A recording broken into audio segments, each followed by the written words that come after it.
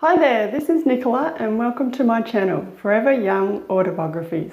It's the place to learn how to write life stories for family and friends so that unique memories can live on. If you're new to the channel, I'd love for you to subscribe and like this video.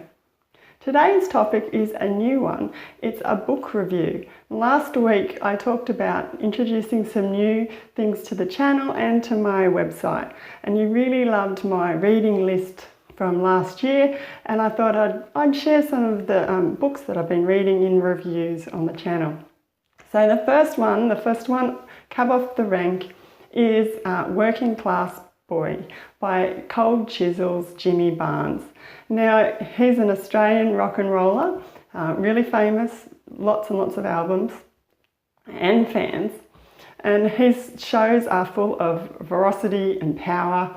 He really is a bit of a showstopper. So I heard about the book firstly through other performing artists by other rock and roll musicians, and they talked about it in revered tones. So I was like, yes, if it's anything like his live shows, then I have to read this. So it took me a little while to get around to actually listen to it. I got the audio book for this one, and it is read by Jimmy, which is great because he does all the accents, and it is his story and he's actually telling it. So yeah, the actual book itself is, I think, 380 odd pages, but I listened to the audio version. Now, what was it about? Okay, it's basically a childhood memoir, and it starts back, of course, when Jimmy was a boy and he grew up in a large family in Glasgow in Scotland. So it was a tough time. Like, not only was it cold, parents didn't have a lot of money, there was drinking, there was violence, and I'm talking intergenerational. Like, this cycle had been going on for a long time, and his parents always dreamed of escaping, like breaking that cycle, getting away, and they did. They got the passage to Australia in 1962, sweltering hot summer. You know, they endured the migrant camps, but then they were given a new house in South Australia, in the suburbs of Adelaide, and supposedly, you know, fresh new start, happily ever after. But, you know, of course we know sometimes you just can't outrun your problems. So it goes on from there. I won't, spoil how it all pans out, but that's the basic overview of the book. Now, the things that I found really interesting was, of course, this cycle of, you know, the poverty and the alcohol and the violence. Like, poor Jimmy as a boy, like, I can't imagine. Like, he was just getting pounded, like as if he was out in the surf, just getting pounded by set wave after set wave, dragged down, sucked back up. And he kind of had to be the change. He just didn't want to keep doing this. He had to break free, and music is his way of doing that.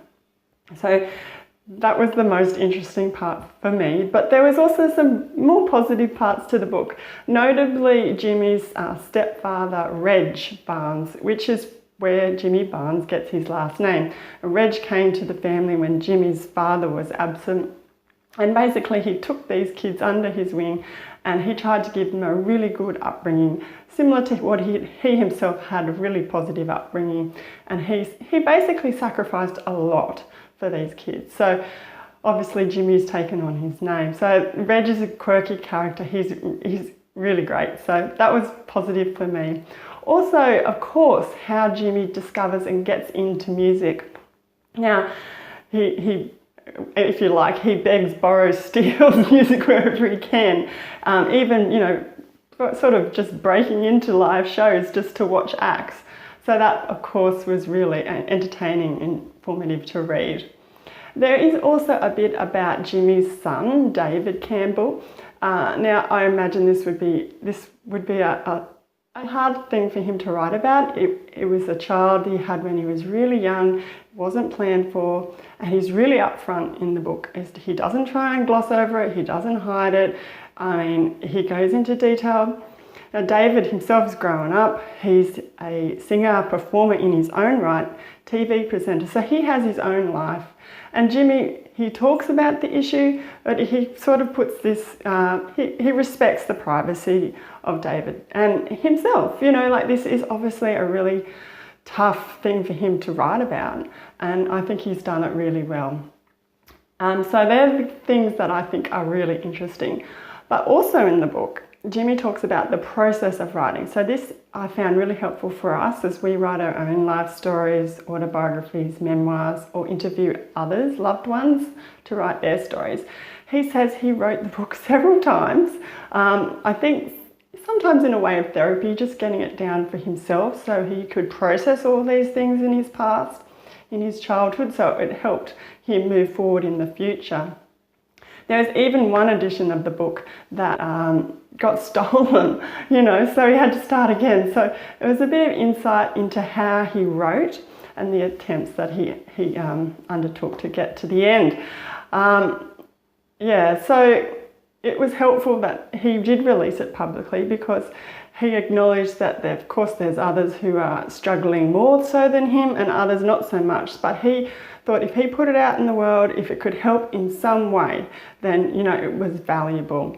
And he says that writing is a painful experience. He doubted his memories sometimes, but I think, to sum up, he has done a really great job of explaining the how and the why behind his childhood. So he's written about it with real honesty, with rawness, and that comes across as a real truthful account. And that inspires us all to write our own stories this way, with heart and with truth. Now, this book will probably appeal to people who enjoy reading about rock and roll life, but also growing up in the 60s and 70s in Australia perhaps, or elsewhere. And of course, anyone who's writing about their childhood memories, I'd really recommend this book. And of course, after finishing, I can't wait to read the next edition, which is Working Class Man. So I'll have to watch out for the book review on that one. So there we have it. Just to recap, that's what a life writer myself thinks about Jimmy Barnes's Working Class Boy. And I hope that by understanding the boy behind the man, it will inspire you to get writing as well. So I'll go into a bit more depth about this, and you can see a cover of the book on my website, foreveryoungautobiographies.com. And there's a free training I'll leave down below. If you'd like to write your own autobiography or memoirs like Jimmy, then sign up for some free training I've got going to sort of outline your key chapters. So look for the link below. And if you've read this book or you've read Working Class Men, I'd love to know what you thought. So put your comments down below. And if you're new to this channel, you're coming across it, you found it helpful, make sure you subscribe and like this video. It helps other people find it. And I'll be back next week. So until then, happy reading and writing.